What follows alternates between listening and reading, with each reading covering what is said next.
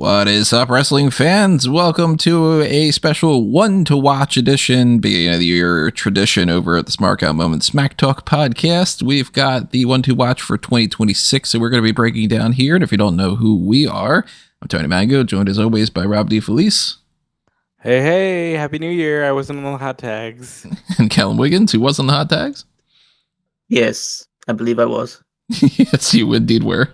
You were also the quiz master for our previous main event, the Play the Game edition that we had over there. So check that out if you did not watch the most recent episode prior to this, outside of the hot tag side of things. But yeah, today we got the one to watch. We've done, I don't know how many of these over the years. It's been in various different formats, but it looks like we did, oh wow, it's been since 2013. That sounds like a lot. It's a lot of time. I mean, that is a lot. That is 13 years of doing the one to watch. What's my one to watch for 2013? Hey, it was Daniel Bryan. I wonder what year that was. That was the year that he, not the one where he wins at Mania, but the one that kicks all that off. That was an easy guess, I guess. Yeah, that's a surprisingly easy guess. Yeah, I mean, sometimes I'm right, sometimes I'm wrong. I did have a track record for a while of picking somebody who would then end up getting severely injured or whatever, and I hope that that is not the case for, anybody that I picked this year. I don't even know who I'm going to pick this year, to be perfectly honest. It's the first time I'm going to do the one to watch without having any idea in mind who I'm going to pick. I'm just going to look at the roster and, fly by the seat of my pants.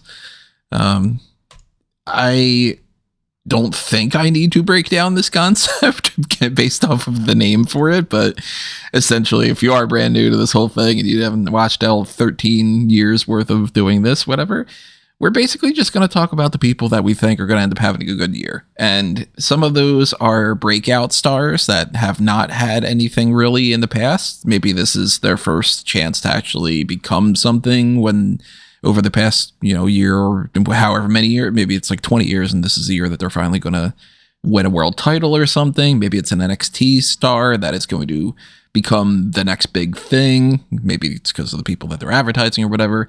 Or it could be somebody that it seems like a pretty obvious answer where you're building up this man or woman to be a champion. They're clearly going to win a title. They're going to hold it for a while and, do that whole thing. There isn't really any criteria for it. It's essentially just another vessel for us to talk about some predictions for the beginning of the year and all that stuff. So we'll break down some NXT things, some WWE things, some AEW, men's roster, women's roster. We don't need to necessarily be beholden to anything in particular. And I don't even have my list from last year off the top of my head, especially because this was a dark cast. So I'd have to go back and check out the list or something that we had, but I'm not keeping track of it anyway. Go back and listen to that episode if you're interested in seeing if we were right or wrong. I know that it was last year or the year before I picked Obafemi and he won the title like 24 hours later because I know how to pick him. New Year's Evil was a good start for the year for an Obafemi.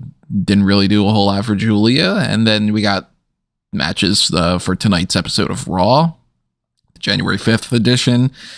I mean, that's when we're uploading this, so, there you go. So it's like maybe we're going to talk about Braun Breaker. Maybe we're going to talk about this being the year of somebody like a Blake Monroe or something in NXT. I don't know. So as always, we want to know what you have to say, though, too. So if you've got a one to watch that you think that we are not talking about, or you want to reiterate that you agree with us, or whatever it might be, drop them in the comments section below on YouTube.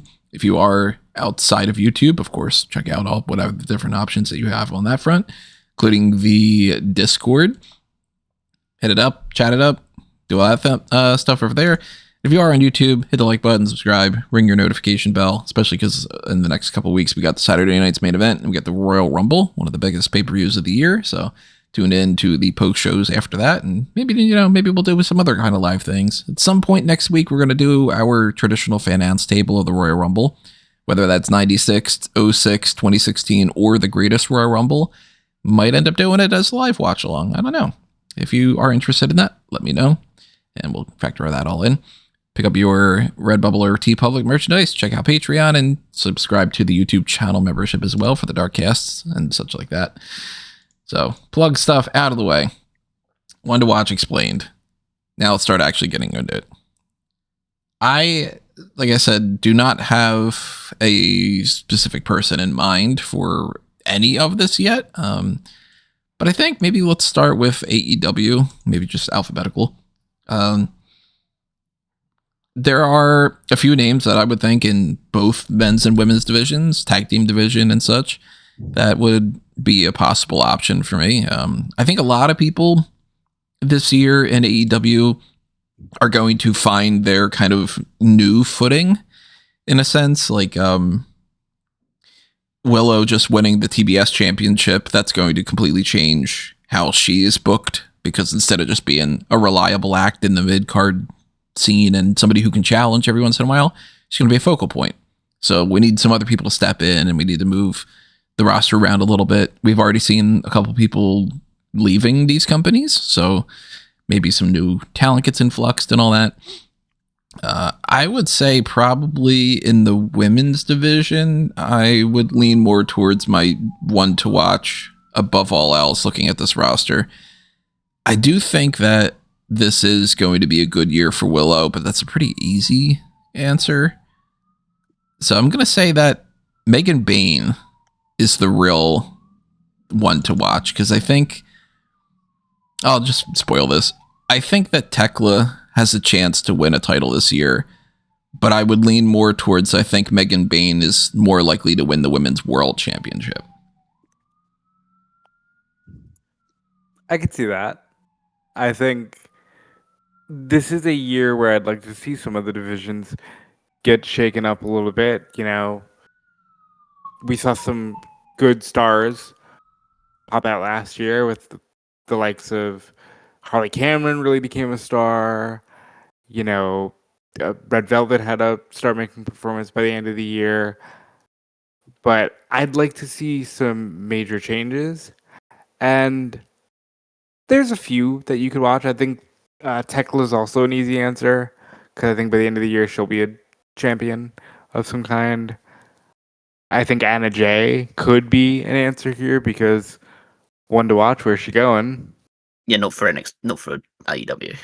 Yeah, she might be the one of the WWE watches. Is there any kind of like movement on that front? Which her contract's going to expire in the spring, and there's been no movement to re-sign her. So yeah, she's interested in exploring her options. But yeah, as far as like the women, I'm gonna say easy answer, but I think this is the year that she'll win a singles title, so I'm gonna say Marina Shafir is the one to watch. I had a few options put down. So, I mean, an easy one, I wouldn't go with this one because it's just too easy. Mercedes Moné will probably win the world title sometime this year. She really should. Because now she's free of a lot of the other championships that were tying her down. Obviously, you've mentioned Tekla. Megan Bayne is a very good option, because I think that I'm very impressed with her work ethic beyond just the stuff that she does in the ring, beyond being impressive herself, but the fact that she is working like GCW, she's working Stardom, she's working AEW, and she's just getting the reps in. I hope that she does succeed and does very well this year. I think this is a year where we'll see Jamie Hayter turn heel. Mm-hmm. Just to freshen her up, because she's been a bit stale recently, and that could change her trajectory in a positive way. I'm interested in what they do with Lena Cross once they decide to bring her onto TV.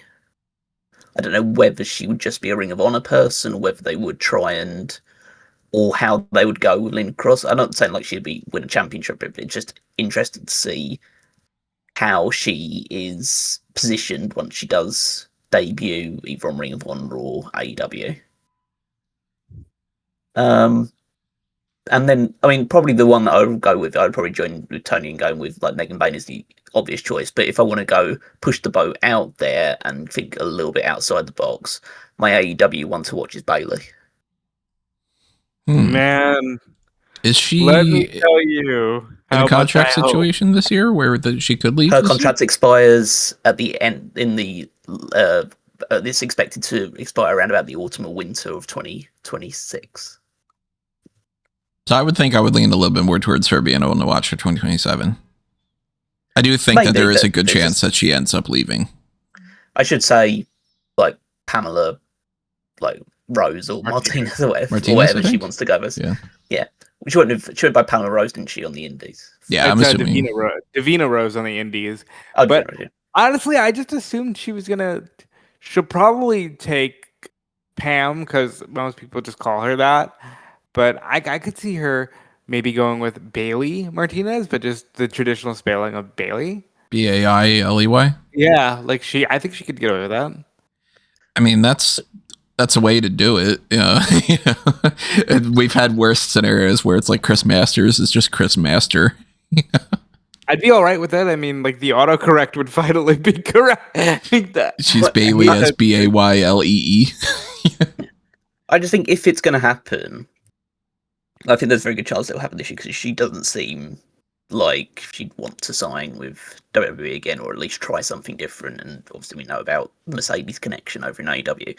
So I think there's a good chance that, like, not only does she sign with AEW, but her first match, she wins the tag titles with Mercedes. I would absolutely, I could see it. She's as trustworthy as somebody that you can get, not knowing like what she's like backstage, but assuming so, obviously. To just be like, okay, well, if she comes in, she'll be popular enough, she'll be trustworthy enough, we could put a belt on her first match. Yeah. But then again, if that's late this year, I look at that as a little bit more like a 2027 thing. And that's if it happens too, But I could see Bailey leaving WWE when her contract is up. See, I would love to see it. I'm not as sold on it. Because I think there's a part of her that likes the role she's in. But I think, much like Mercedes and even Natalia in some ways, I also hope she realizes there's so much more she can do outside of WWE. Any others that stand out in the women's division of AEW for you guys? Because some of them are, sort of like, okay, maybe a Queen Aminata might win a title this year when she's healthy. Maybe somebody like the Sisters of Sin could win the tag titles, but Megan Bane's the one that stands out the most to me. Here's your obligatory "Where the fuck is Britt Baker?" comment. Yeah, she might be a WWE one to watch. Not in the AEW one. So here's your obligatory "Where's Camille?" By the way, I saw that movie, the Queen of the Ring, about a month ago, and she's like the main heel throughout the whole movie. You would never know that because I don't think she was advertised as such, but she was the main antagonist. Huh. Is she good at it? Yeah, I mean, they were all fine. It wasn't an acting masterclass, Tony. Yeah, but, I mean, I wasn't anticipating that, but I think the Timeless Love Bombs will become like the centerpiece of the tag team division for the year. I think like there'll be obviously heels that win the titles there'll be a heel team that wins the title from Willow and Harley at some point, but then I think the Timeless Love Bombs will be the centerpiece of the division, holding it for probably either having multiple reigns or holding it the longest during 2026. So that's probably one of the big things. Like, I don't know if it's more maybe in the tag team side of things, but like they're big. I think they're going to have to try and put a lot of emphasis on the women's tag team division this year to help establish it. So hopefully they go down that route. The others I don't really have. Either they are already well established, like obviously like Chris Statlander will probably have a good year, even though she will lose the title at some point, but she'll still be heavily featured. But yeah, it's hard to. I don't. There's not really anyone else I predict, because the only other thing would say, well, maybe this is the year that Billy Starks beats a Phoenix for the Ring of Honor championship. My God. At a certain point, it's got to happen, right? And looking at like potential signings, stuff like that, I mean, maybe they'll tie Persephone into a AEW/CMLL contract. The other two names that I'd see potentially joining is maybe Saray, but Saray has always been a bit of a doesn't want to tie herself down, probably especially after how bad her experience in WWE was. But and then Bozilla, because I think that Bozilla has a lot of admirers in AEW side of things, especially after her performance at Forbidden Door. And she's been feuding with. She basically just has an eternal feud with Megan Bayne over in Stardom. So it wouldn't surprise me if they acted to bring her in, at least in a, like, I don't know whether she wants to stay with Stardom long term this year, so maybe it won't be like a permanent signing, but still bring her in on occasion due to their working relationship. If you trust the person that pops up in comments and Discord all the time, Saray's going to win every single championship. Oh, she's gonna be like women's intercontinental champion at WrestleMania. It's gonna be or whoever it was. Somebody left a comment yesterday of Brindley Reese being in AEW already, and it's like she just got released.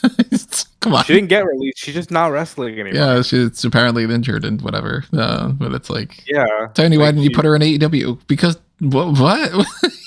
What do you mean? I mean, now to be fair, we have seen some people who didn't thrive in NXT go to AEW and, you know, make a name for themselves. But I don't see Brindley Reese being one of those people. I mean, so more so, it's like, why didn't you put her in there? Because they hadn't hired her. Why would I just put her? She's on the roster now. I don't get to dictate that. Oh, like they were asking you. She should be on the list. Yeah. Okay, well, that's silly. It's the same as the whole, Saraya is now the champion. No, she's not. I don't know. You're on a different multiverse, you know? In my dreams, she is. I think there's a chance that Charlie joins the AEW roster as well. I would. Who? Dakota Kai. I would absolutely love to see her join the AEW roster.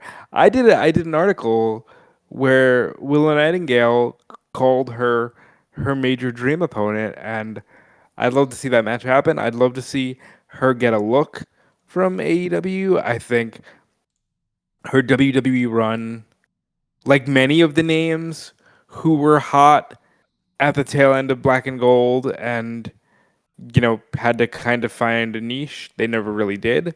I'd love to see her get a look in AEW. I would probably say if Tony Khan was particularly interested in her, he probably would have signed her already, you know? How, though?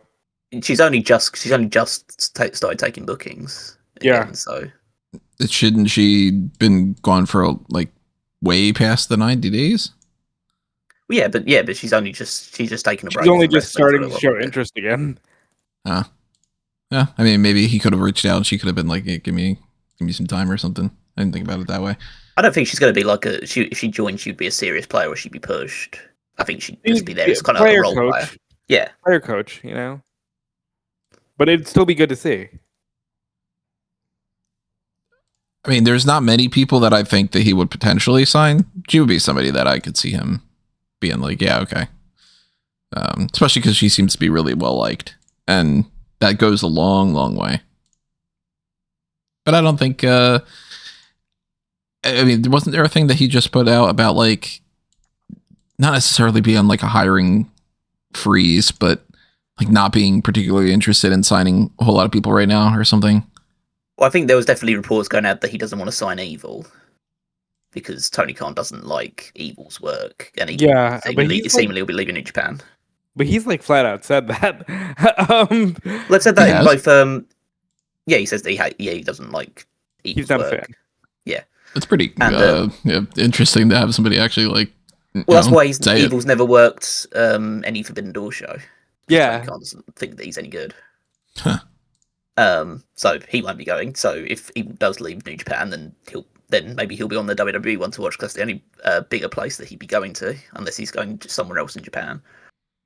But I think that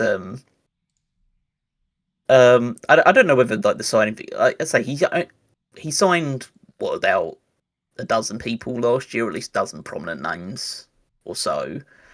So I mean I'll probably be less than that, but I can definitely see like a decent number of names joining across the roster. I think if the opportunity is good enough and the person is good enough, then we'll try and take the opportunity. I don't think that he'll be as gung-ho about signing basically anybody that either WWE releases or just becomes available. Like, I would be perplexed and a bit put off if they sign Ciampa, for instance. Like, I just... Interesting. That's somebody to talk about, though, because Can we detour to that real quick? Because so there are some people who are gung-ho, and then there are some people who kind of just took Callum's stance. And I think that Ciampa's another one, like I just said about Dakota Kai, where player coach. I think it's totally fine if you have no intention of pushing him and he's just there to have good matches with people that you are going to push. I mean, That's sadly, that seems to be the role that even a great guy like Josh Alexander's currently slotted in. I could see Ciampa being another Don Callis family member. I could see him also, unfortunately, being in a position where he leaves because he wants to be like, if you're not pushing me, I want to get the best out of my years. And then he can go to somewhere like, signed to AEW and then be just a guy that's wrestling on ROH. And it's just like, okay, well, now you just traded one side of not really doing much with another side of not really doing much, Transparently, for me, that's why I don't understand why he wants to. Now, granted, unless he wants to leave because he's just like, I don't want to be with this company for other reasons. That's it could be that story entirely. But if it's a wrestling thing, then I think he's going to TNA because I don't see AEW pushing him to the moon. Yeah, I mean, like he's not going to get pushed at either of the two major companies. So, like, if he wants to be considered a quote-unquote world champion level and fighting at that sort of level, then TNA is the highest point that he can go to and be in that role. So, like, he won't get pushed in AEW, and he shouldn't get pushed in AEW.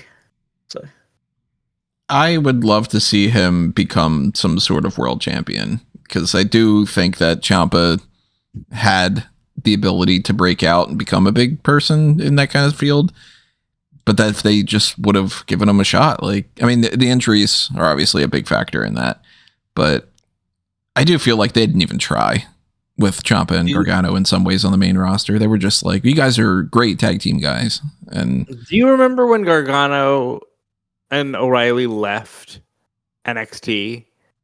And this was still in the age of AEW's just finding their footing, and people were like waiting for Gargano to join, to the point where I think AEW's own social media team fucked up when it was Morrison and they accidentally tagged Johnny Gargano.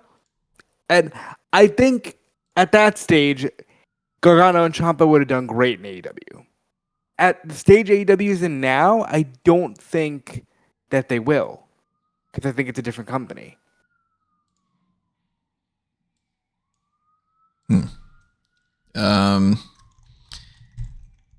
Well, tag teams, speaking of, the whole thing with that, I have a few in AEW that I do think could potentially win tag gold this year.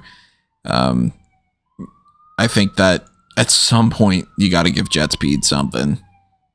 Yeah, they're a lock to win the titles this year. I do feel like the Young Bucks are probably going to win the belts at some point this year. I can see them being the team that beats Edge and Christian.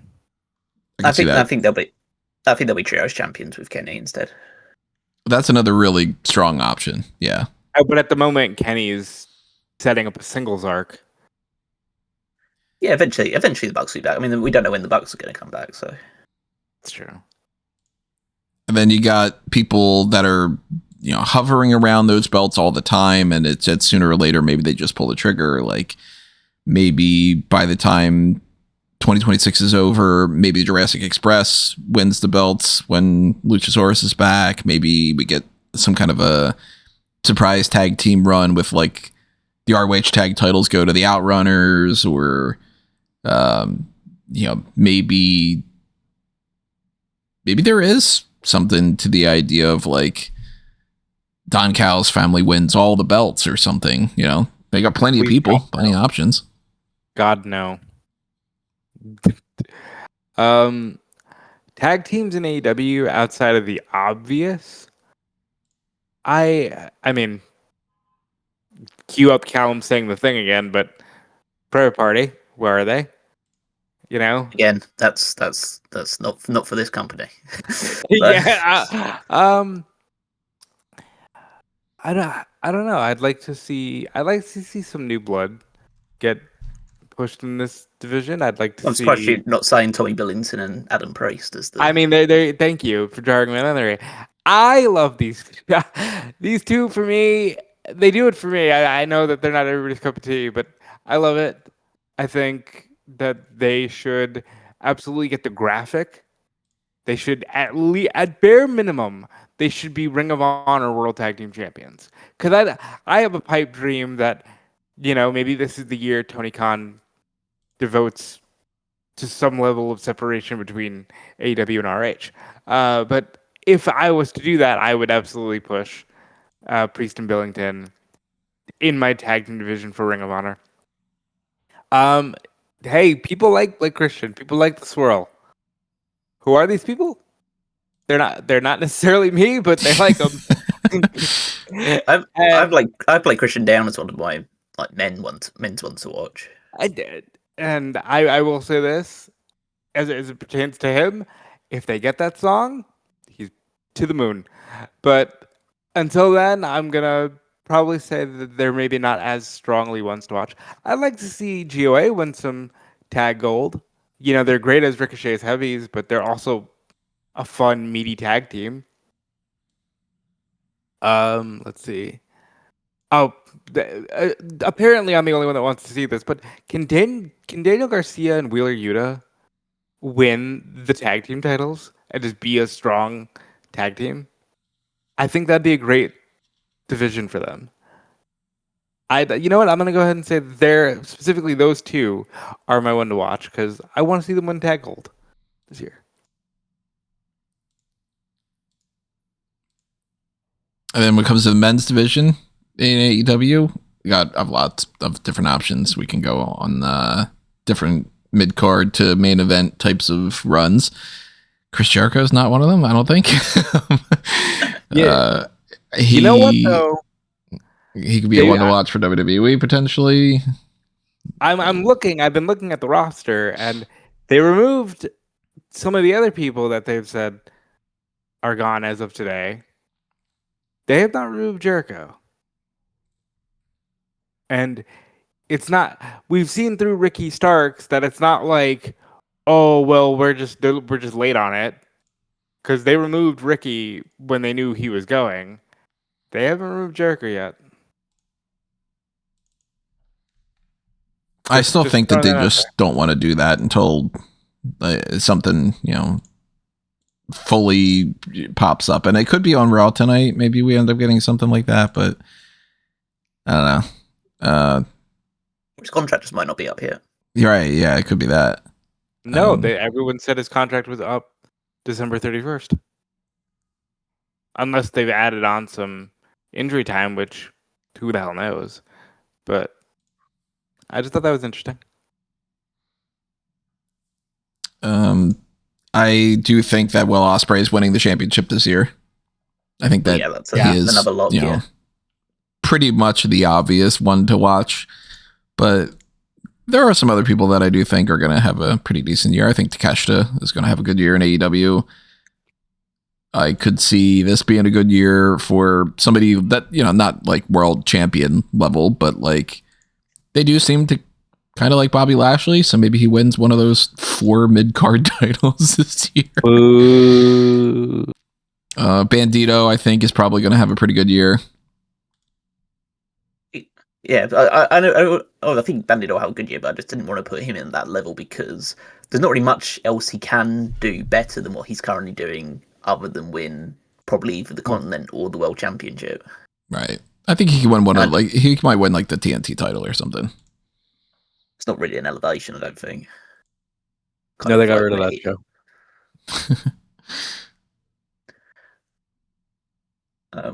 I have some people like Carl Fletcher's just a perennial one to watch until he wins the world title, which I think he'll be the guy that beats Ospreay for the title. I could see that. See, I don't have that. I have him winning the Continental Classic this year. I think by the end of World's End, if he's not already champion, I think Okada ends the year as champion. There's a good chance as well for that one. I mean, they've got a very stacked upper roster, so it could be anybody that's world champion at the end of the year. But obviously, Andrade, we know, is now part of AEW again. So we'll see what they decide to do with him. Seemingly, at least be going into...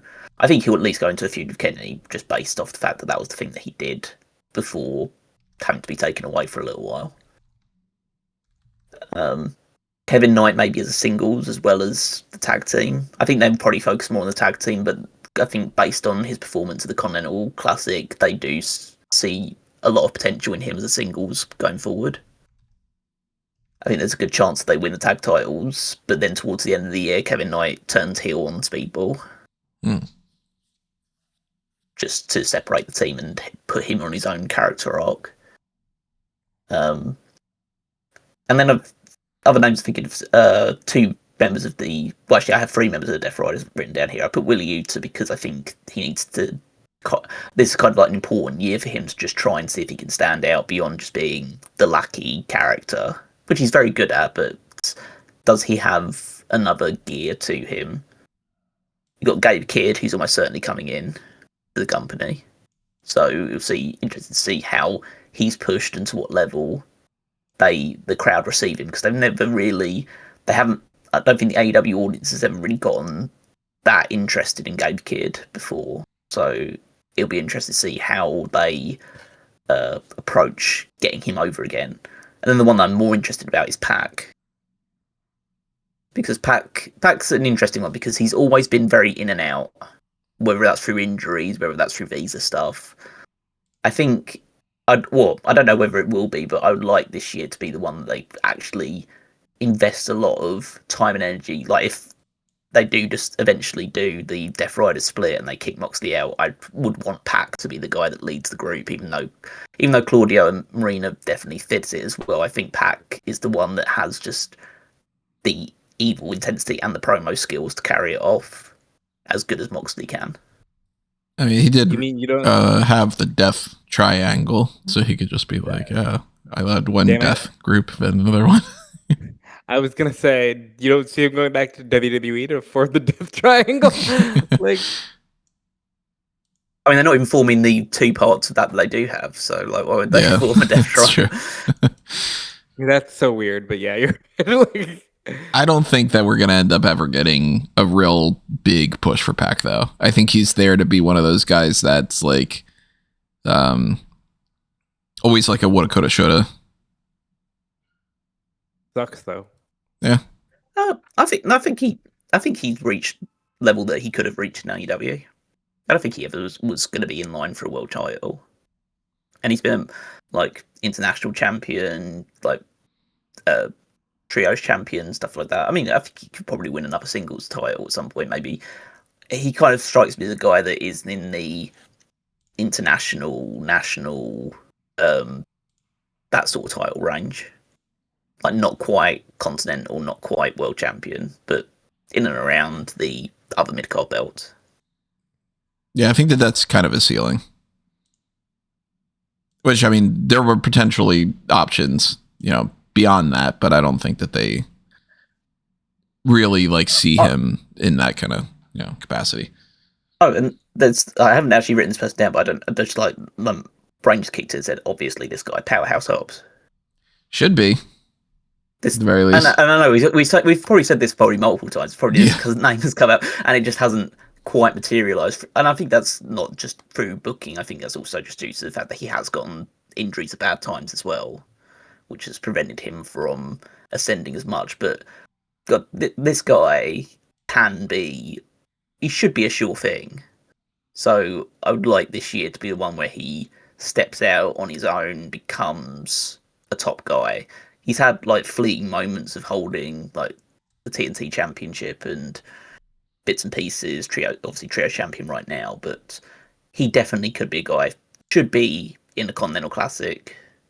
Should be doing that kind of level of work right now with the top guys in the company, having great singles matches with top guys to help him reach that level, like he had with Hangman Page on the Blood and Gut show. Yeah, in a perfect world, Hobbs could be pushed to a world title, I think, this year. I don't see it happening necessarily, but that would be nice. You know, I'd like to see that.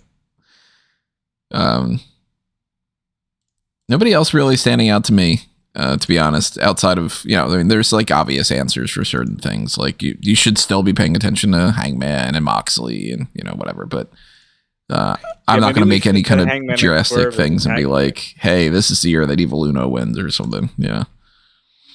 Maybe we should set Hangman and Swerve as the tag team, because that seems to be a more likely path these days. I think this is one to watch this year. He's not my overall pick, but I think Jeff Jarrett's one to watch. He wants to wrap up that in-ring career. This should be the year he does it.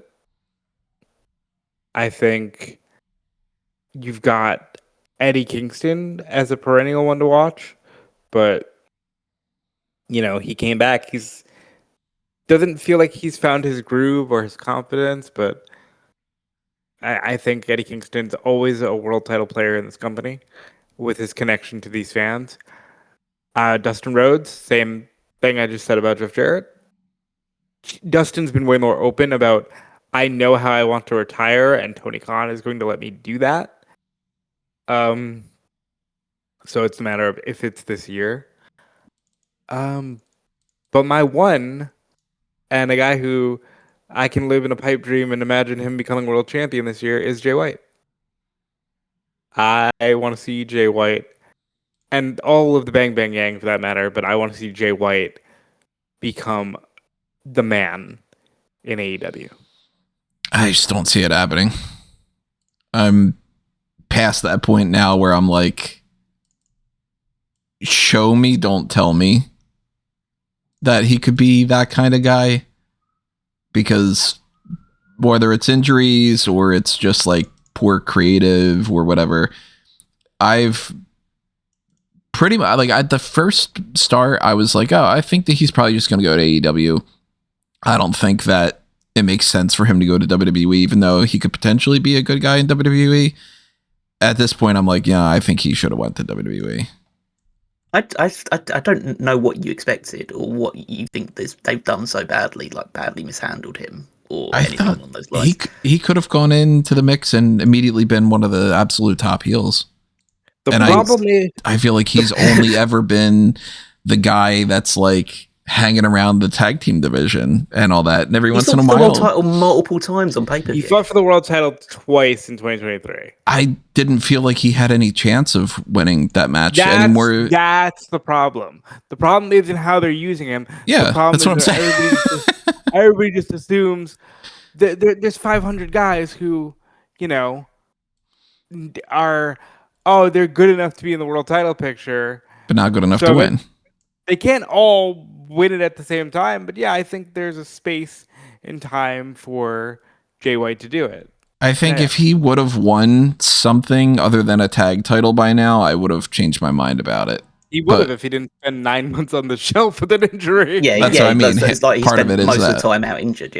Yeah, and when it comes to something like, if he could, like, they have 4 mid-card titles at this point. If he can't win one of those, then he's going to hold at least one of them. I'm saying my pipe dream is that he wins the world title. Yeah, because that's just the kind of guy that I personally like to see at the top as a heel. But yeah, I think Jay White's absolutely going to win gold this year.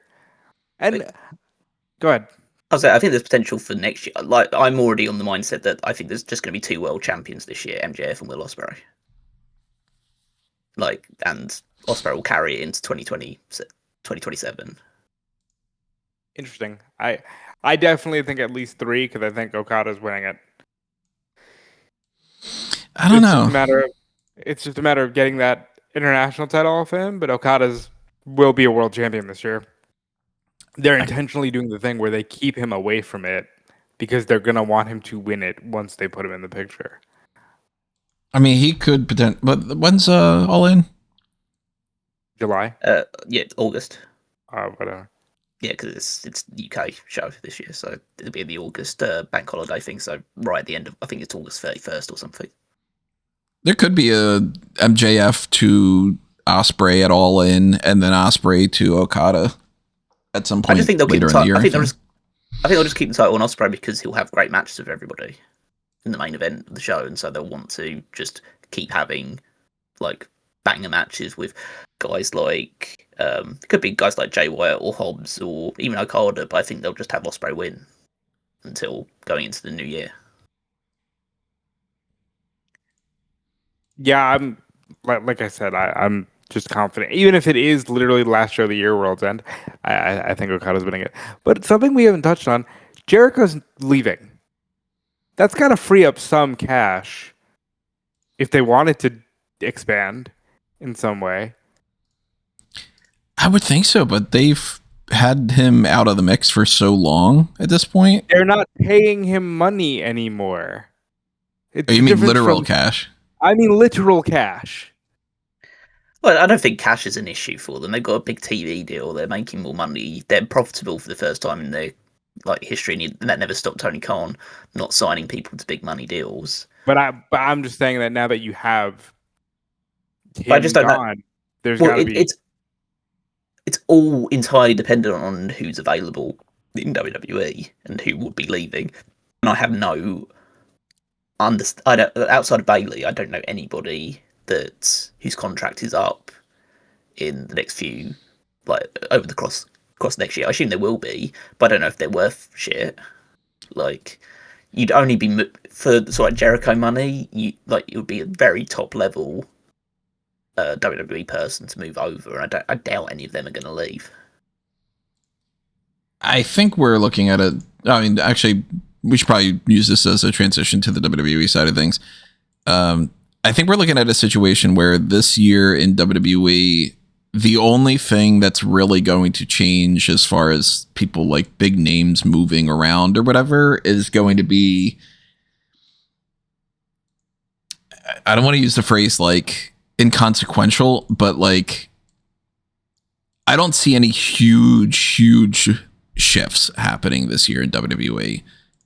Outside of maybe if those retirements do happen, like the Brock Lesnar thing and all. But that's mostly a guy that we've gotten as a free agent that pops up once in a while, doesn't pop up anymore. So, okay, well, we don't have him on 6 shows in a 2-year span. You know, like, I don't think it's going to be like, oh, wow, Seth Rollins is gone.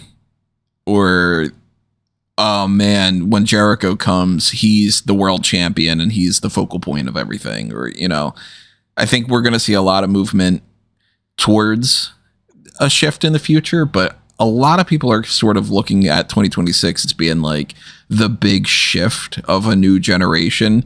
And I think WWE's proven itself to be so fucking hesitant to that they're going to fight it tooth and nail every single step of the way and put as many barriers as possible in there. Like, I'll just say it. I don't think that Braun Breaker is winning the title tonight. And if he does, I think that'll be the right decision. But I'm fully expecting it to be, we got time. You can't just win the title on the first one. You got to lose at least once because that's what Triple H does for 9 out of 10 people. We're already going to have a title change because I think that the women's tag titles are probably going to change hands. And maybe Maxine dropping it to Becky, and it'll be like, okay, well, we don't want to have all the titles change hands, and we really want to wait and whatever. We could do this with Breaker after Mania. We can have him win at SummerSlam and that kind of thing.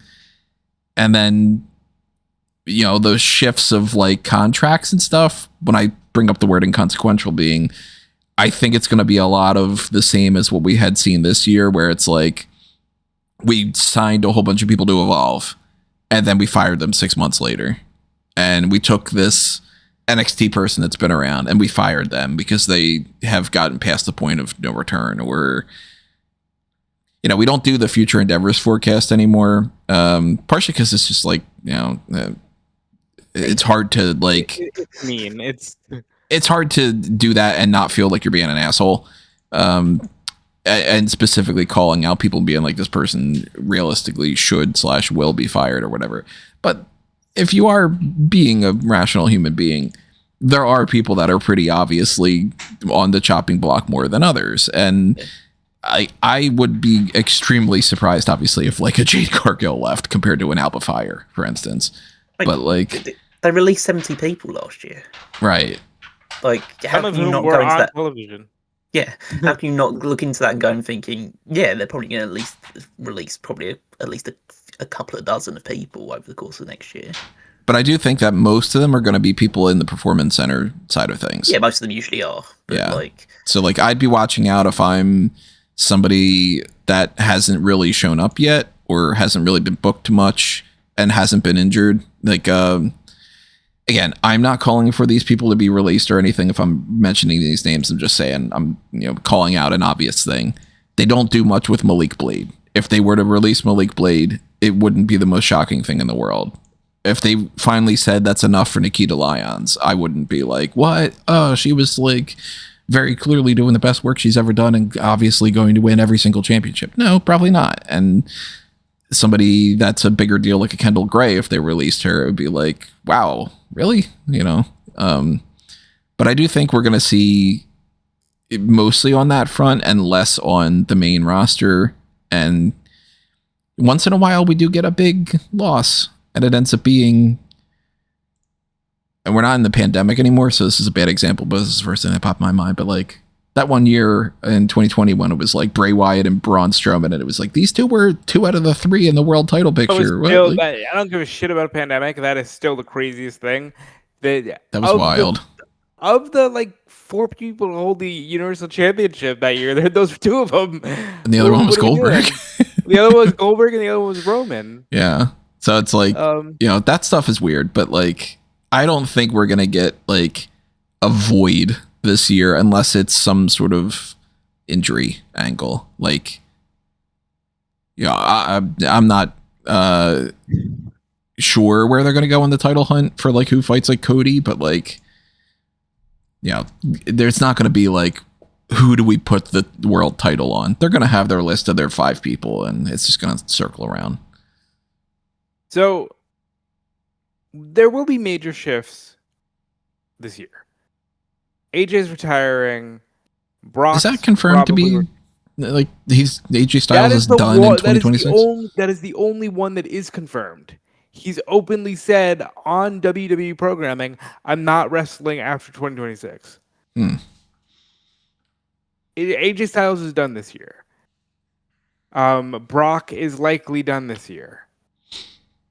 Roman's contract is expiring this year, which means the most likely path there is they're going to re-sign him to even less dates, if not straight up give him 6 months to a year off. Right.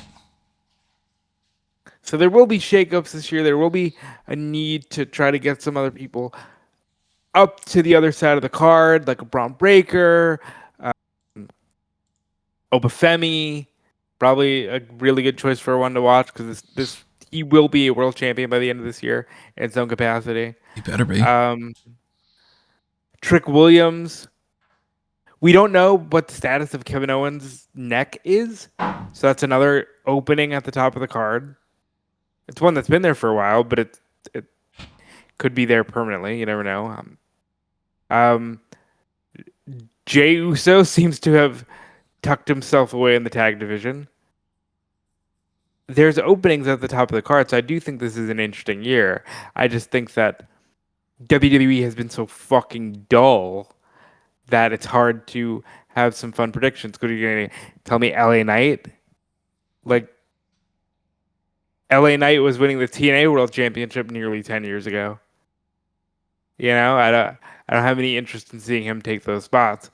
I have interest in, like I said, Obafemi, Trick Williams, Carmelo Hayes, Javon Evans. Yep.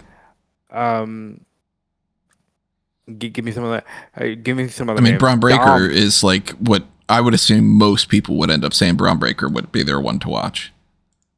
Yeah, but like to me, He's the obvious answer, you know. like he was the one to watch last year when they pushed him to the moon. I think main roster wise, it's Obafemi because I there's so much money there.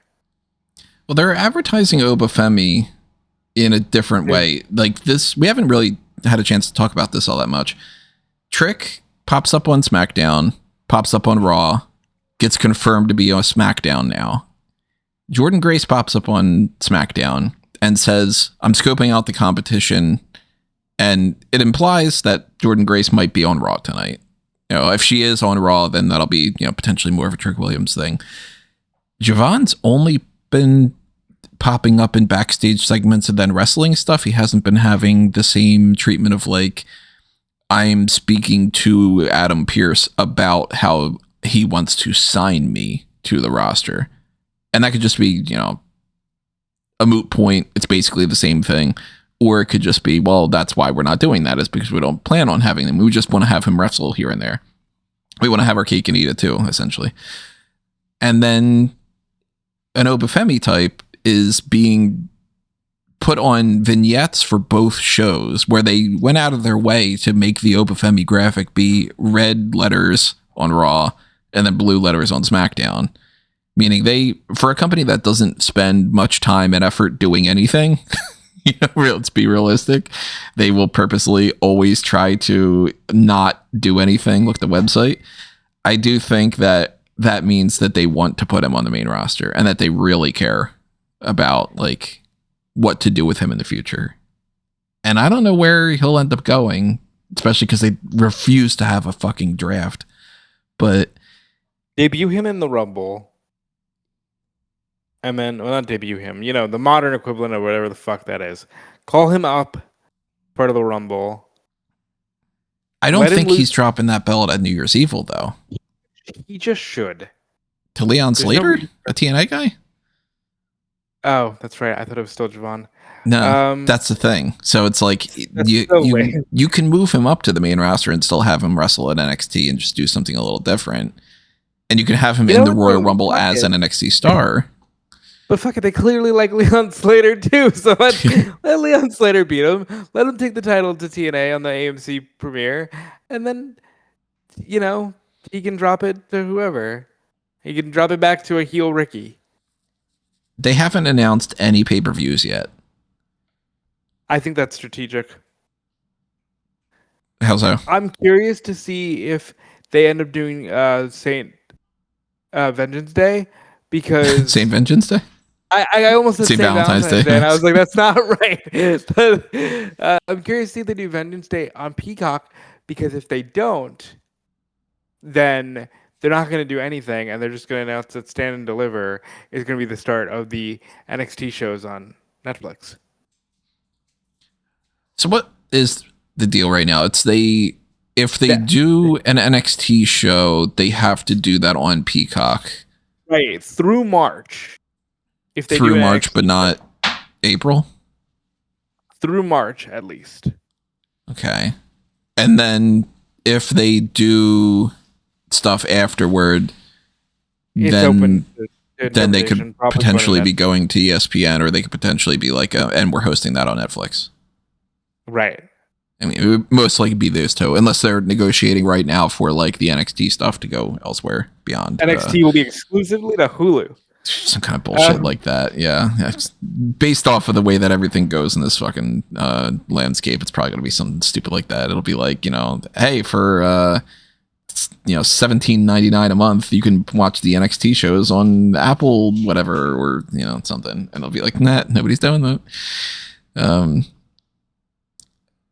But yeah, I think if we have Obafemi on the main roster by the week after Mania, he becomes a de facto one to watch. And if not, I think that they are going to sleep on him so long that it's going to be like August by the time he'll actually be making any movement. But I think that no matter what, he's the one to watch. He's the top guy. And I've named a few. I don't like outside of that, for some of the maybes, maybe we'll see them sign Danhausen, and he'll be Punk's fun sidekick on TV. That is about the ceiling I see for Danhausen, but I think because of the relationship with Punk, it could at least produce some fun TV. Maybe they sign Hook. Where's Hook? When's Hook's contract up? I don't see Hook going there this year. Yeah, not this year. Like they're actually trying to push him now, so I think they won't be this year. Yeah, the thing, if Ciampa leaves, where does that leave Gargano? He becomes an immediate float in the mid card. Yeah, seemingly just a mid card guy right now. Right, but he becomes an immediate okay, that could be your next IC or US champion at any given moment now. Especially with that US title being the belt that they just want to be wrestle every week. That's a Gargano spot. Theory, this is the last time you can consider him to be a one to watch, I think. Because I think it's shit or get off the pot with Theory. That sounds mean, but honestly. Well, I mean, I have him listed down as one to watch just basically due to that. This is your last chance. It's his last chance to be somebody in WWE. So you have to keep an eye on him just because, if he doesn't, he's going to be under more scrutiny probably than he's ever been at any point in his career. And he needs to deliver, because if he doesn't, then he's forever going to be stuck in the mid-card doing nothing until he decides to just leave. He'll just be, I don't want to say, certain people did well, your Dolph Ziggler types and things like that, but maybe more like a Jack Swagger type. Swagger's great comparison, because Swagger was a 2-time champion, and he had a lot of major matches, but when push comes to shove, most people remember him for just being a mid-card guy.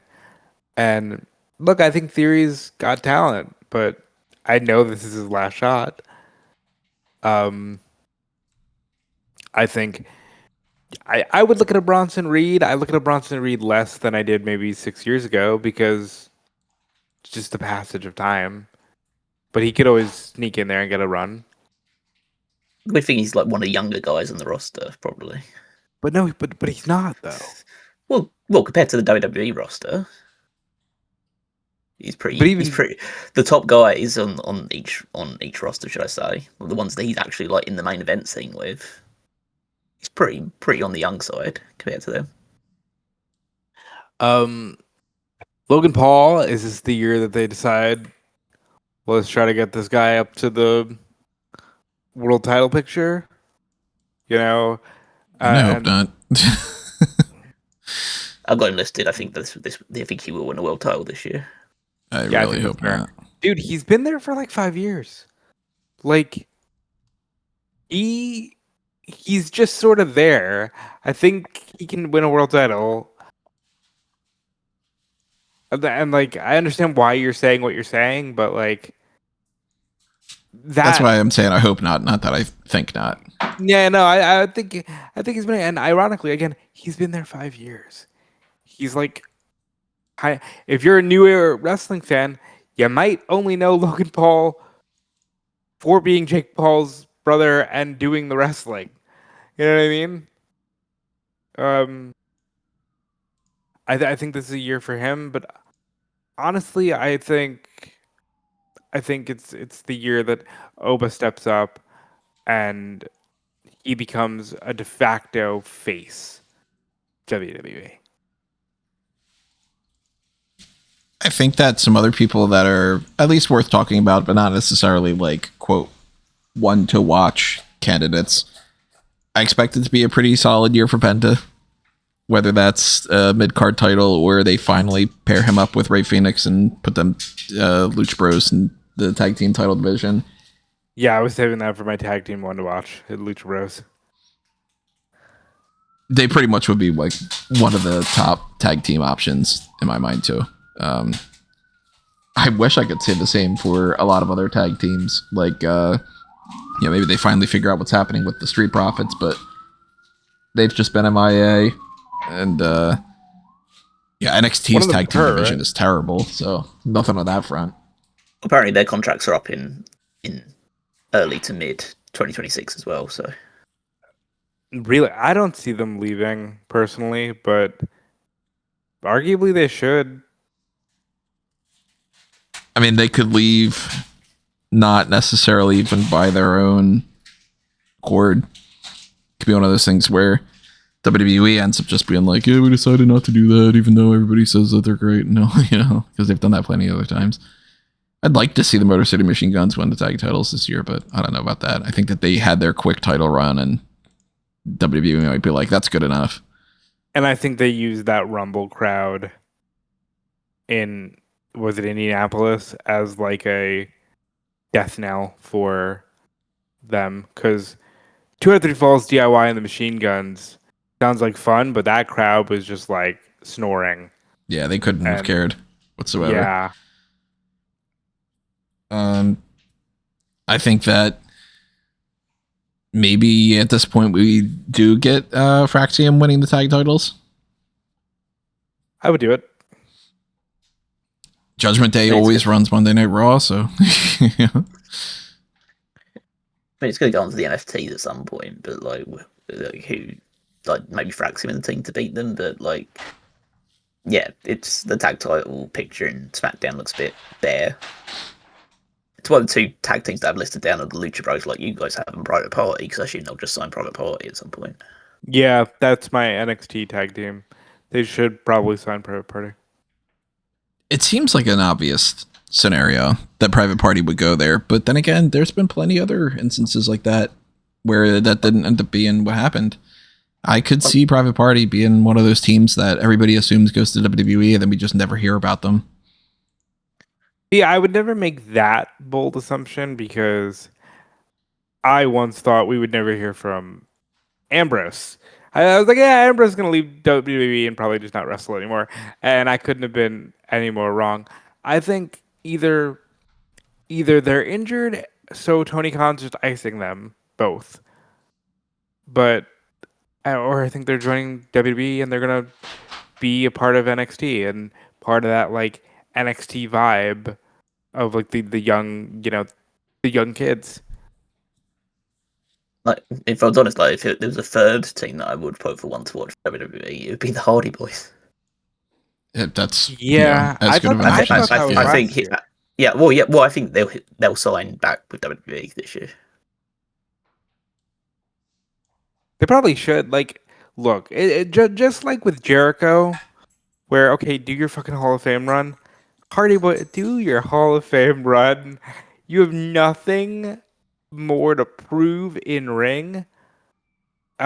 Surprisingly, they're still having okay to occasionally good matches, but they're really racing against the clock. I mean, that's the kind of thing, like when we talk about these like one to watch, like the big signing that we all assume that WWE are making this year is a 55-year-old guy. Like, a guy that has a legendary background, but like who's like when trying to think about like who's the exciting name one to watch. Obviously, there are people on the roster that have that vibrancy, and they clearly have a lot of potential moving forward. But there's no signing. There's no like big name like this person. I think this person's going to come in. We're going to sign another like Matt Cardona. Maybe bring Nick Nemeth back and like put him in the Dolph Ziggler garb again. It's like is there anybody actually new that's going to join WWE this year? You're not excited for Sonata? Is that a rumor going around now? Well, he came out on the New Japan New Year's Dash show with a board which said "Good boy in New Japan." Thanks for memories or something along those lines in there. And I don't know whether, because like people are saying whether that's just him fucking around and he's just doing it to just play into a story, and then he'll just re-sign and just that will be a shift in his character, or whether he is actually leaving. And if he is leaving, I don't know whether he's just going to follow Naito to Noah instead. I doubt he'd go to WWE. So you don't want to see David Finlay? WWE? I think David Finlay could go to WWE. I think him and Evil are probably the two most likely out of the seeming New Japan exodus that would go to WWE.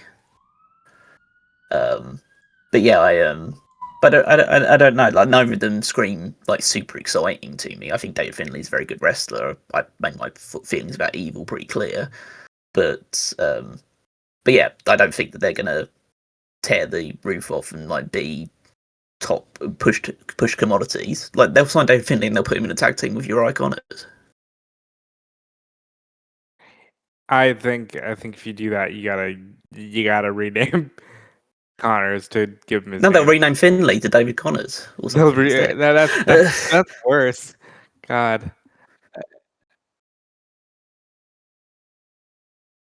You know, because they can't hone in on the fact that their father is like a pretty famous wrestler that I say famous, but like a wrestler that wrestled for your company and worked for your company for decades. Like, can't do that. I mean, Braun Breaker at this point has been Braun Breaker for all these years, and it's like, how many times did people go, "Hey, Steiner this, Steiner that," and it's like, call him Rex Steiner, motherfucker. So it's such a despite the fact thing. they've made it obviously clear that he is related to the Steiners, and yet they just decided to use another name. It was so stupid. Okay, at least Breaker sounds like somewhat of a performance name. David Connors sounds like the guy who's gonna do your plumbing. Maybe. Yeah, maybe that's his gimmick. Maybe instead of having a shillelagh, maybe he's got a fucking pipe. It's better than Uriah. I just immediately my mind just always goes to Urethra when I hear that. Yeah, me too. Like Urethra Connors. That's a different type of plumbing issue. Yeah. I can see them maybe making some signings, but there is Callum's right. There's nothing like wow. Because yes, there's Jericho, but I'm not super over the moon for this, and not just for all the reasons that everyone else is. And it's just like I don't know, man. You were kind of the one that got away, did your own thing, carved your own path, and now you're just gonna, like, for example, what presentation are we even getting? Are we really getting Y2J again, or does Judas have enough of that fan participation cachet that maybe we're getting Judah, or at least do something to give us a different Jericho than he's just gonna do Y2J. It's his retirement run. Kind of lame. I mean, I'd rather him do a retirement run of the best hits of Y2J than for him to try to reinvent himself and to pull out another Painmaker where it's just like, dude, no, this is not working. Stop spending the next couple months being like, give it time and they'll all accept it. And, Well, guess what, pal? When you watch that Vecna vignette and that Demogorgon vignette, and you get Painmaker Jericho out of it. Yeah. You're gonna eat your words, pal.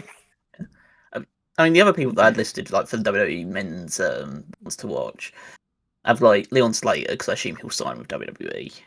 Agree. At some point and go to NXT. These two I have no idea. I've never seen a single thing of them, but I heard people talk about them. So Jackson Drake and Sean Legacy from Evolve. I've not seen a single thing they've ever done, but people seem to talk about them like they're very good. So I'll take their word for it.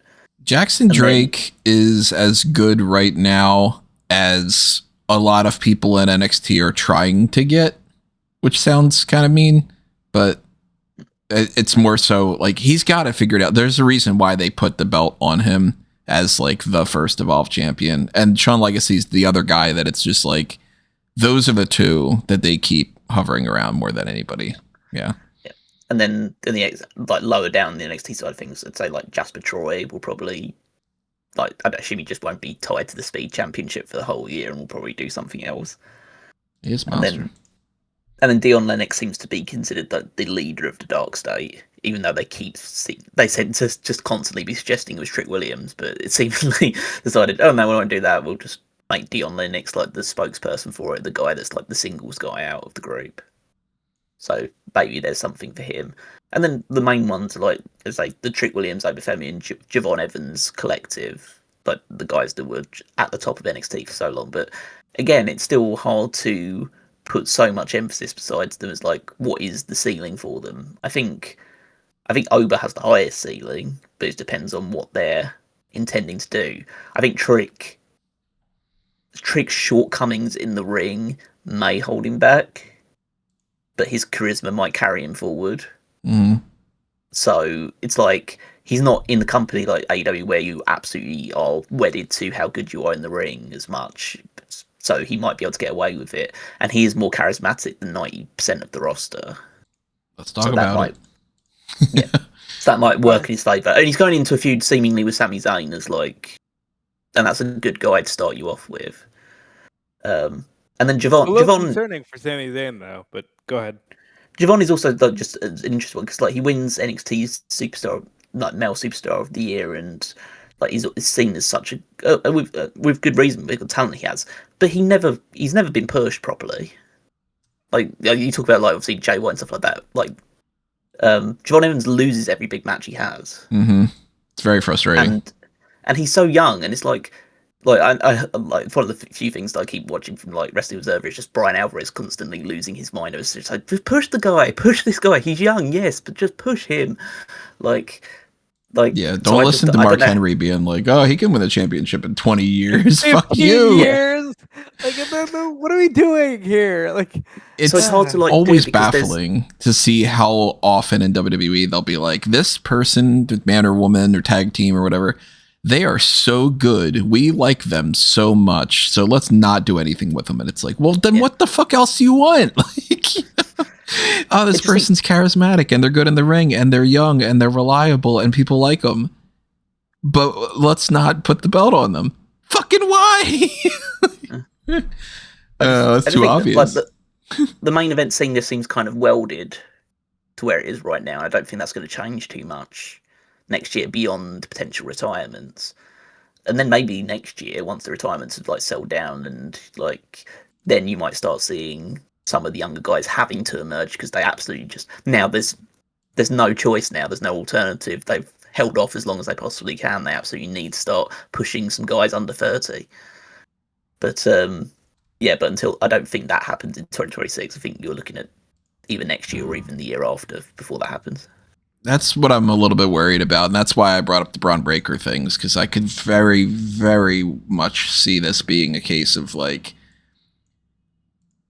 we don't think Breaker is the guy to be going into Mania's champ. I'll put this out there too for a prediction for tonight.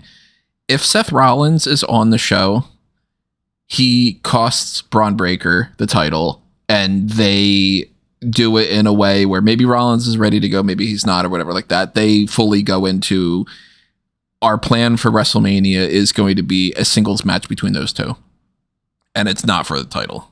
And we'll wait on Braun, and he'll win the title at SummerSlam because we want to do big name so-and-so against big name so-and-so. I have no idea who that would be with Punk against blank. But then again, you worry about blank, not me. And I would be shocked if Braun Breaker wins the title tonight, and if they make a statement of like, yeah, we're going with actually pushing these people, because I fully expect 2026 to be the kicking and screaming, dragged into having to push the people scenario, more than they woke up and we're going to start the year right. But they have a beautiful opportunity. The WWE fans in particular are very easy to impress. Put the belt on change all the titles tonight. Go, oh, look at that, we changed all the belts. Oh my god, isn't it great? Like we're pushing Braun Breaker and we got Jericho back.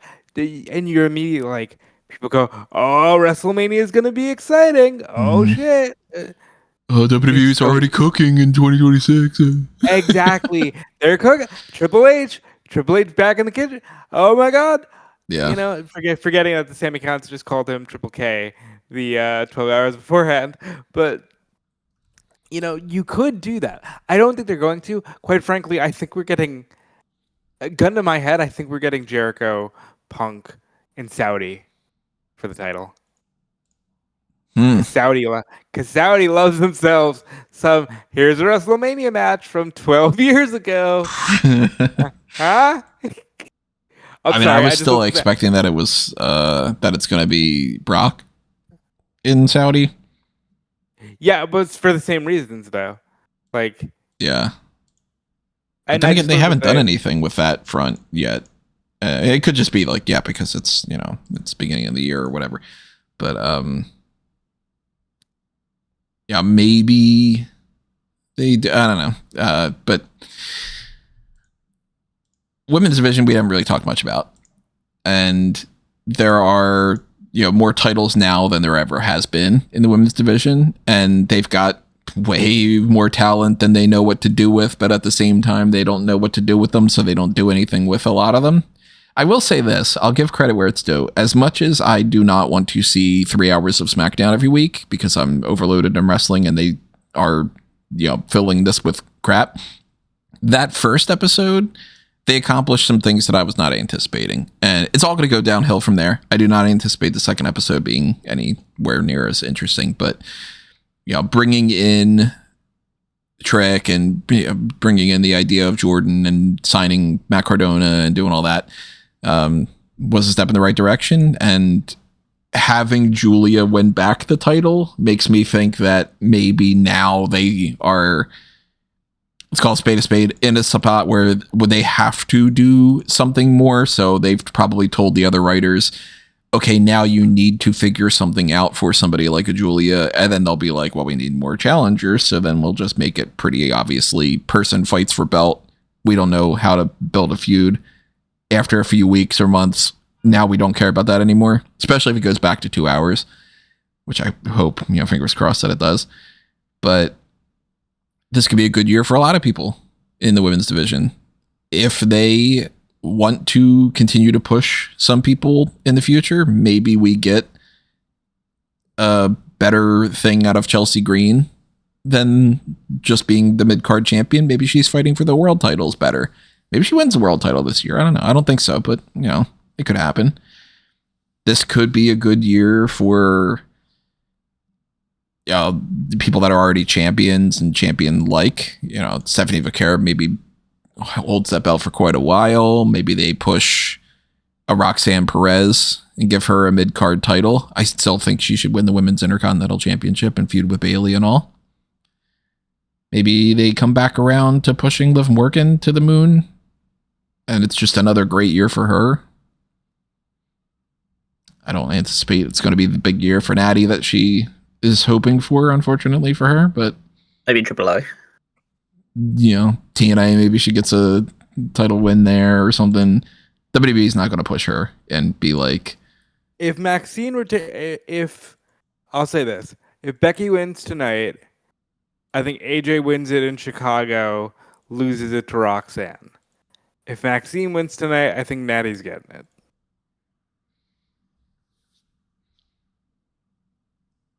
I unfortunately for Natty, I think even if Maxine retains tonight, I don't think Natty wins that belt. I think she just loses to Roxanne or to Maxine in the future.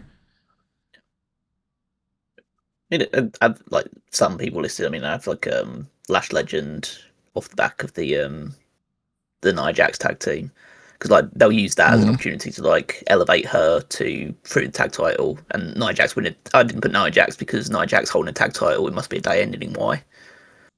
So, because like she pretty much is perennially, like at least like once every couple of years or so, she's holding a tag team title. So, I think that. I mean, I don't want to predict Jordan Grace because it just feels like you like fool me once, shame on you, that kind of thing. So, but you know, now she's on SmackDown, or seemingly on SmackDown. She might go to Raw, but she'll probably go to SmackDown because they're up to 3 hours now and they need all the hands they can get. So, and she seemingly decided to step up to the likes of both Julia and Jade Cargill on the show. So, see, that's very nerve-wracking to me. Because on the one hand, Jordan Grace could easily be inserted to any title picture on SmackDown and still face a Royal Rumble winner like Bianca or even a Charlotte Flair, and it could make sense. But the way they pushed her so far, I think she'll just lose to both of them. I think that she is the cynical side of me is going to answer this for anybody that's going to be like, my God, Tony doesn't have faith in anything. I pretty much don't. It sounds awful. Jeez. I think that they're like, wow, we could do these two things in the future, and they'll come around to having her be the one that beats Julia, and they won't do her as a world champion option. Indeed, they stalled on the just lay up. Let's just have Jade Cargill have a title defense against Michin, and they stumbled that by like her getting injured during because Michin got injured, didn't she? Injured. The whole thing that they did with Jade Cargill was like they're gonna have a match, and then she attacked her in like a house show or something, and then they're claiming that she's injured and all. So yeah. I don't know if that means she had a match with B-Fab on house show, and B-Fab got injured. So B-Fab got injured too. Yeah, B-Fab just got injured at the house show last night. So both of them got injured. Seemingly, yeah. God damn! What the fuck are they doing? Yeah, so now they definitely need to have a lot of hands going into SmackDown because they've just seemingly lost 2 people in a matter of days.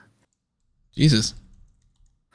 Stop doing whatever move you just did to injure these people. I think the move was getting in the ring with Jade Cargill. Yikes. I mean, there's the obvious ones like your Soul Ruka types. Yeah, like, Soul Ruka's a major option for this. Yeah, she needs to go up to the main roster. She's more than ready, and I think Zarya should follow her. Yeah, probably like right now, since there's injuries and SmackDown's 3 hours. Like, it's not like Zarya was going to do anything significantly more in NXT that she couldn't just do on the main roster. She doesn't strike me as the one that's going to win the world title, the NXT Championship at any point. So I think they just keep the act together because the act is stronger than the act is stronger for Zarya's sake than the individual. So Callie Armstrong will probably go to NXT off of Evolve. Yeah, she should be properly pushed. Yeah, commodity there. As in the little bits and pieces I've seen of her, I'm a big fan of Kendall Gray. I think she should win the NXT. I think she should win the NXT Championship. I'm gonna stop you right there, pal. That is my one to watch for all the women. She is amazing. She's great. I know Tony doesn't see it, but that's okay. Kendall Gray is fantastic, and she's my one to watch of all the women in WWE. But I will talk about more names. But she's the one. Other ones, I think this will be probably a big return year for Liv Morgan. I know she's obviously came back a little while ago, but like she does feel like the biggest star on Raw to a degree. Obviously, I know you have like your Rhea Ripley's and Becky Lynch's on there, but there does seem to be just something that people. Maybe it's because she does have like a big stan following, but people do seem to just gravitate towards whatever Liv Morgan is doing. In a way that I never expected, like 2 or 3 years ago, when she was just starting out and still, had that title reign with her where she cashed in and held it over Ronda Rousey for a little while, and like just thinking, oh, okay, that was her one chance to be like a main event level act, and that went away, and now she just feels she has that aura about her now. So I think that she'll probably be. I think there's a good chance she'll be a world champion this year. And then the only other one that I have listed is not currently signed with WWE, but we'll talk about that one if you have any other ideas. But I guess my one to watch for the women's would probably be Soul Ruka. She seems like the biggest slam dunk out of all of them. She probably stands out more than almost anybody to me as far as if you're looking for like breakout star one to watch categories, instead of it being like, yeah, obviously they're going to push Rhea Ripley. Obviously they're going to have good matches for Io Sky, blah, blah, blah. But because there's 2 different philosophies for one to watch. It's either, let's take a guy like a Braun Breaker and be like, guy who says I'm winning world title and is being pushed to a world title will probably win world title as a push to get up. And then there's people that it's like, watch out for Roman Reigns. He's probably going to main event WrestleMania. Well, fucking yeah, But Soul Ruka is like, yeah, if somebody's going to level up, Soul Ruka is the pick that I think like makes the most sense. And there are other people too. Like I think that they're gonna probably give a title to Lola Vice this year. They seem to like her quite a bit. That seems to be like I didn't put her down because I was like, that she's one of those people that feel like, oh, they seem to like her, but then they won't ever put a title on her. I think if she wins a title this year, it will be the AAA Mixed Tag Team Championship. With with Iguana. Mr. Iguana. Yeah, with Iguana, yeah. I mean, maybe even with Damian Priest if they wanted to do something like that. But I think that another person just have they shown them on TV together, or what was that? Nah, they haven't. But they could always come back around to that. Are they dating? Like what were you just like, dating. Hey, how about Damian? Okay, I was like, what? Yeah, I could see that being a scenario where like Damian Priest goes down to AAA at some point. There are filming season 3 of LFG, but I don't know who is in the cast. So that's a little weird because they fired a lot of the people. So they're going to have to switch up who is in that cast a little bit instead of just, third season with Chris Island. I don't think anybody's necessarily going to care. Or like the third season with Serena Linton or whatever. But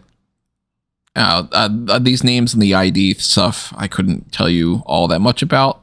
I do think PJ Vasa is probably going to win the Evolve Women's title this year. Hell yeah. Talk about one to watch. Just totally seems awesome. I've seen like 3 clips of her, but she looks like a fucking blast. She's fun. And I like I like Xena Sterling. I think that she could have a good year, but maybe not necessarily push to the top. I think that they're going to push Cam Hendricks, the Anthony Luke, the guy who's married to Maxine Dupree. Yes. I think that they're going to push him. I could see them pushing, not maybe like to the tippy top of like Evolve and maybe to NXT side of things, but I could see them potentially pushing Cappuccino Jones a little bit more. He is the ID champion, so they do see something in him. Maybe he's in the mix for, some kind of truly signed to WWE. Pay attention to JC Jane and Fallon Henley, some of those names that are pretty obvious. I would love to say something cool is going to happen with Tony D'Angelo, but I don't know. Deion Lennox is definitely a guy to watch. Ethan Page could make the main roster jump and be something special this year. They do still really like Joe Hendry. Yeah. Ricky Saints as a heel. Maybe he gets a better run this year than he did last year, even though last year he won 2 titles. So it's not like he had a bad run whatsoever. Yeah, that seems counterproductive. But Callum, you said you had another person in mind that you outside of the company? Yeah, it's Britt Baker. Yeah, and that's a really good person to pay attention to. I just think that like I don't know when her contract is supposed to expire and if like there's been time added onto it or anything along those lines, but it's one of the things that annoys me most about AEW and Tony Khan in particular. It's like he just needs to let these people go because it's not helping anybody to just keep them around. I don't know what the intention is to do that. Like at least like appreciate to a degree the idea of like, okay, well at least he's probably just keeping paying them even if he doesn't want to use them and he'll wait until their contract is up. But like at a certain point you just have to, move on, like cut your losses, like say, okay, would you accept an early contract termination? If they say yes, then you just grant it to them, and then if they say, oh no, I'm fine just being paid and just sitting on my arse, then okay, then we'll just keep doing that then, and that's their problem instead.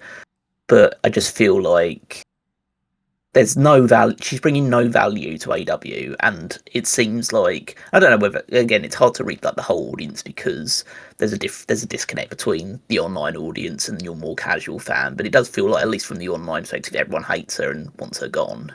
I mean, yeah, and I don't know how much of the bleed over doesn't exist in AEW, but also that online fan base seemingly hates Max, and they'd be silly to get rid of MJF, Oh yeah, absolutely. But like, I think that I think the thing with Max is like it's a very just like he's just a polarizing character, whereas Britt Baker's not supposed to be polarizing.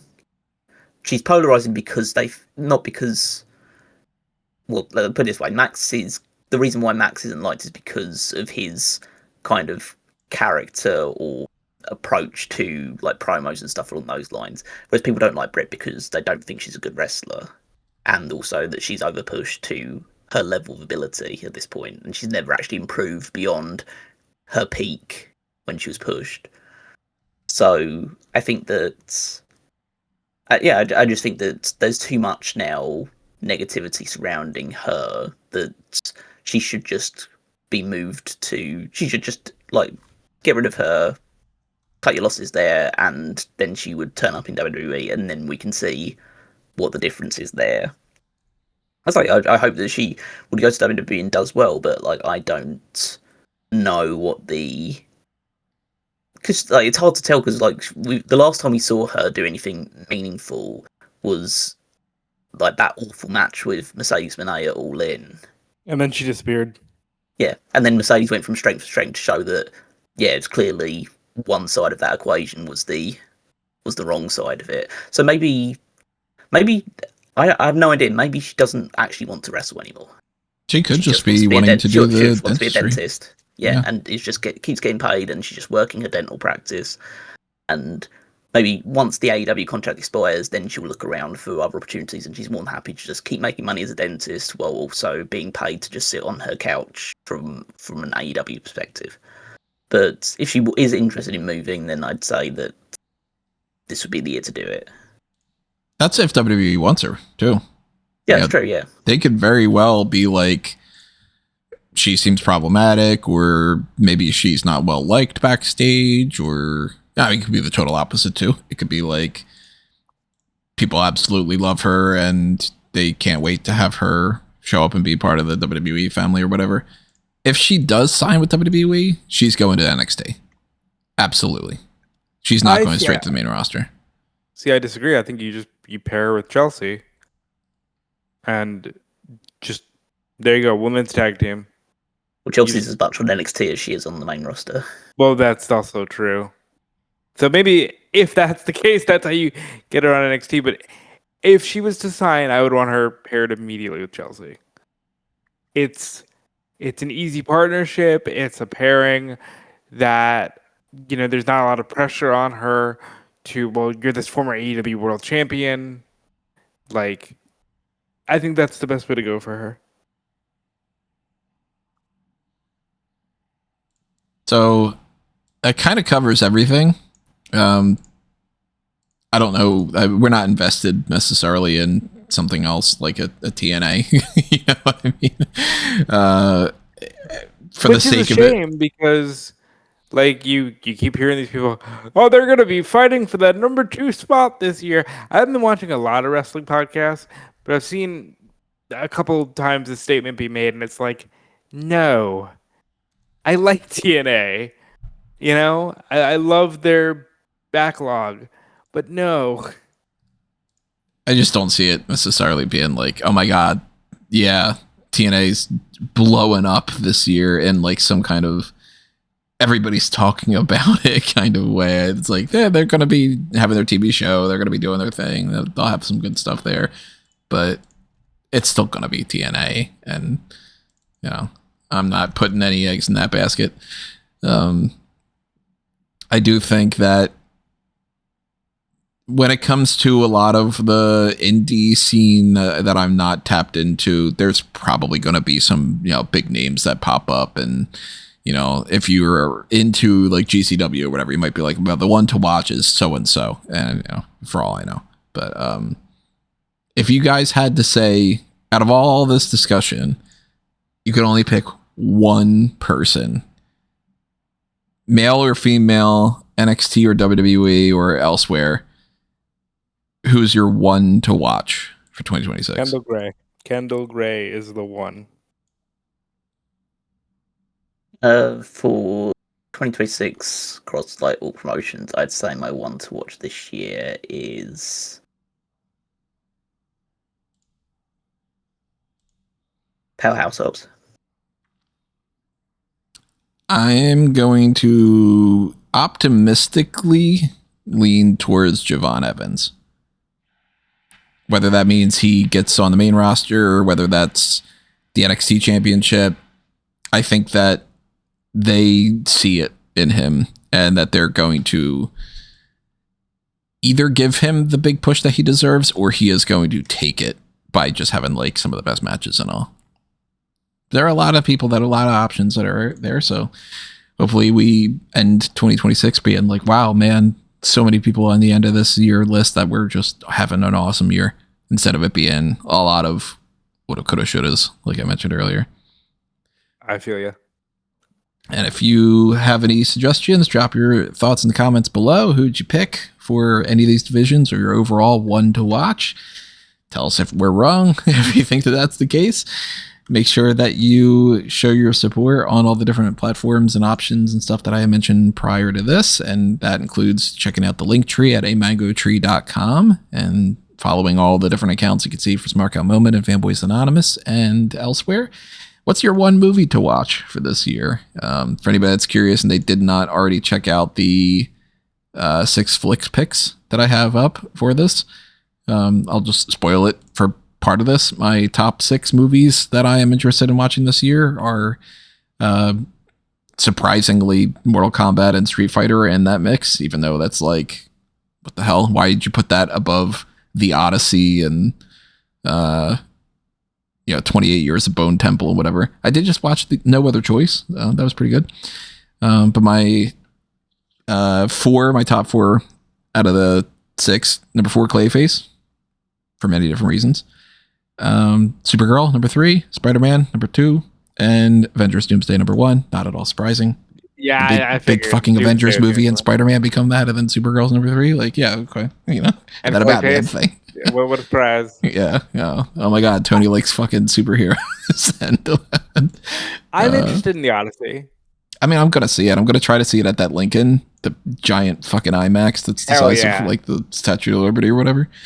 But yeah, there's for every Nolan, Memento, and Inception amazing movie, there's a Dunkirk that I didn't really like. So I don't know, but follow all that stuff. If you like more Fanboys Anonymous content, let me know, and I'll do more fanboy stuff. You can follow me at Tony I'm Mango. interested in the Mario movie, since that would be the biggest surprise. I don't know if that's my number 1, but that's coming up number first. 10. So I'm interested. I had that higher up than my number 10, but since they went with Mario Galaxy instead of Mario World, I'm docking them. I'm mad at them for that. That's very funny. You can follow me everywhere at Dude Felice, and stay tuned to everything under a mango tree, because that's where you can always find me. And maybe there will be some news on where else you can find me soon enough. You can find me on Twitch and Blue Sky with Most14. Check out the power rankings every Saturday over on smarkmo.com, where I rank the WWE Superstars based on their previous week's performances. And then head on over to the Fantasy League, also WWEFantasyLeague.com, to see how our rosters are doing. If anybody that we've picked for the one to watch will be on those rosters moving forward as we head towards the Royal Rumble, where we get to get plenty of big points being scored there.